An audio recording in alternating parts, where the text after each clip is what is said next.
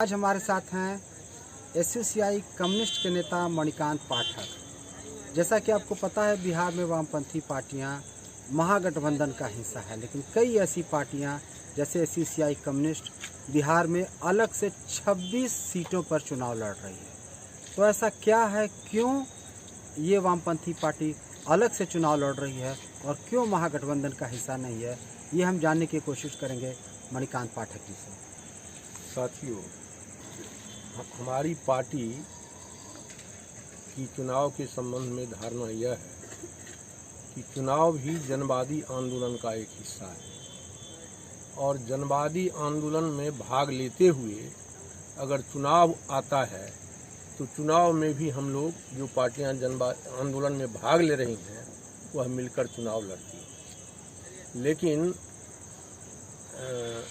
जैसे 2015 के चुनाव में सीपीआई, सीपीआईएम, सीपीआईएमएल लिबरेशन और एसयूसीआई कम्युनिस्ट, ये चारों पार्टियां साथ लड़ी थी। लेकिन इस बार पहले ही ये लोग अलग हो गए। एक बात। दूसरी बात, जन आंदोलन की ताकत के रूप में जन आंदोलन में भाग लेते हुए ये जिन पार्टियों का गठबंधन बना है वे पार्टियां इसका हिस्सा नहीं।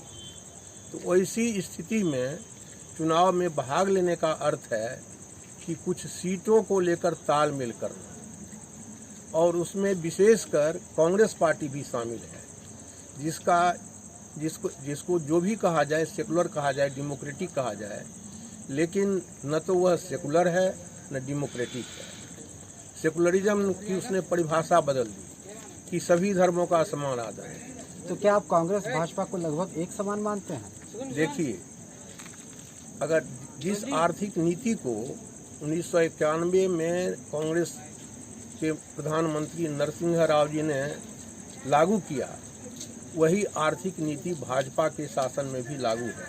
इसमें कोई बदलाव नहीं है। जो काले कानून कांग्रेस के समय में बनाए गए थे, वे सारे काले कानूनों में थोड़ा बहुत संशोधन करके वे कानून लागू है पूर्ववत, जैसे NSA, DIR, मिसा, नेशनल सिक्योरिटी, क्या कहते हैं, एप्सपा, ये सारे कानून, या अभी जो UAPA एक्ट बना है या एप्सपा है, ये सारे काले कानून कांग्रेस के समय के बनाए हुए हैं। बीजेपी ने उसमें और संशोधन करके और लोगों को उस गिरफ्त में फंसाने के लिए इसमें संशोधन किया। लेकिन बात यह है कि जो सीपीआई सीपीएम वाले कह रही हैं कि भाई हम भाजपा को हराना मुख्य दुश्मन है और वोटों का बंटवारा होने देना नहीं चाहते।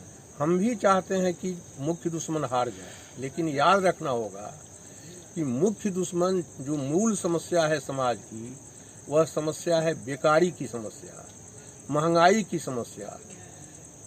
देखिए, और महंगाई का कारण, जब तक यह पूंजीवादी व्यवस्था है तब तक सरकार की अदला बदली से यह समस्या हल होने वाली नहीं। मुख्यमंत्री कोई हो, मंत्री कोई हो।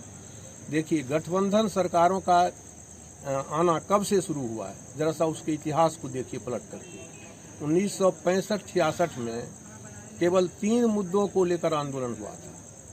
वह था बेरोजगारी, महंगाई और भ्रष्टाचार। और उसके बाद डॉक्टर राम मनोहर लोहिया ने एक बात कही थी कि अल्पमत वोट पाकर कांग्रेस सत्ता में रहती है, और जितनी विपक्षी पार्टियां हैं वे अगर सब मिलकर चुनाव लड़ें तो कांग्रेस को शिकस्त दे सकती है। तो सब मिलकर चुनाव लड़ी और बिहार ही नहीं, बंगाल से लेकर और पंजाब तक सभी राज्यों में संयुक्त मोर्चे की सरकार बनी। देखिए, आज भाजपा जहां पहुंची है, क्या उसके लिए कांग्रेस जिम्मेवार नहीं है? कांग्रेस की नीतियों के मैं पूछता हूं, जैसे मंदिर की बात हो रही है, राम मंदिर की, तो राम मंदिर के अंदर मूर्ति को डलवाने का काम कांग्रेस के समय में हुआ, और भाजपा ने उसको आंदोलन कहता है। वो आंदोलन है ही नहीं।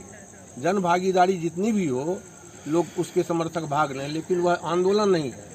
जन आंदोलन वह होता है जिसमें जनता अपने हक के लिए, अपनी जरूरत की मांग को लेकर के व्यवस्था से मांग करती है। इन बातों से कोई असहमत है? सवाल कार्यनीति का है। कार्यनीति का सुना जाए। मैं पूछता हूँ जैसे इसलिए दूसरी तो पूंजीवाद के रहते हुए इन मूल समस्याओं का समाधान नहीं होगा। इसलिए जनता को यह आगाह करना कि सरकार की अदला बदली हो जाए, और हम लोग भी चाहते हैं कि बीजेपी एनडीए की सरकार खत्म हो जाए। ऐसा नहीं कि हम लोग चाहते हैं कि वह नहीं बने, लेकिन कांग्रेस को साथ लेकर जब चलिएगा तो क्या इस नीति को क्रियान्वित कर पाइएगा कि अंतर्राष्ट्रीय जो स्थिति बनी है, खास करके सोवियत यूनियन के पतन के बाद, वह पूंजीवादी सरकारों ने और उनके राजनेताओं ने मार्क्सवाद पर हमला करना शुरू किया कि मार्क्सवाद एक पुराना दर्शन है, यह नहीं रहा है ना। और हमारे आचरण से हम विश्व स्तर पर आज मार्क्सवाद को खड़ा करने की जरूरत है, उसको प्रतिष्ठित करने की जरूरत है ना। और वह चुनौती भी हमारे सामने है। हम इन पार्टियों के साथ सरकार में जाकर हम जनता के लिए कुछ राहत का काम कर सकते हैं, इसमें कोई संदेह नहीं, लेकिन मौलिक समस्या ज्यों की त्यों बरकरार रहेगी। इसलिए आप लोगों ने अलग चुनाव लड़ा। हाँ, इसलिए जन आंदोलन, देखिए जन आंदोलन को क्रांति का सोपान कहते हैं।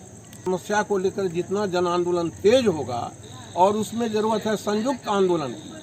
आज यह बात हम सभी समझते हैं कि कोई भी पार्टी, वामपंथी पार्टी, जनवादी पार्टी इस स्थिति में नहीं है कि राष्ट्रीय स्तर पर अकेले जन आंदोलन का नेतृत्व करे। इसलिए यह फेज है संयुक्त आंदोलन का। जो संयुक्त आंदोलन में भाग ही नहीं लेना चाहता है, छिटकता नहीं, वह उससे उस पार्टी की प्रतिष्ठा थोड़ी देर के लिए भले बढ़ सकती है कि हम बड़ा आंदोलनकारी, हमने हमारा प्रभाव ज़्यादा रहा जनता में, और इसको वह चुनाव में भुनाती है। लेकिन जनता का जो मूल सवाल है वह पीछे हटे, इसलिए आप लोगों ने अलग इसलिए उस स्थिति में हमारे पास दूसरा कोई विकल्प नहीं था। ठीक। और हम अलग से चुनाव लड़ रहे हैं। आपका शुक्रिया, बहुत बहुत शुक्रिया।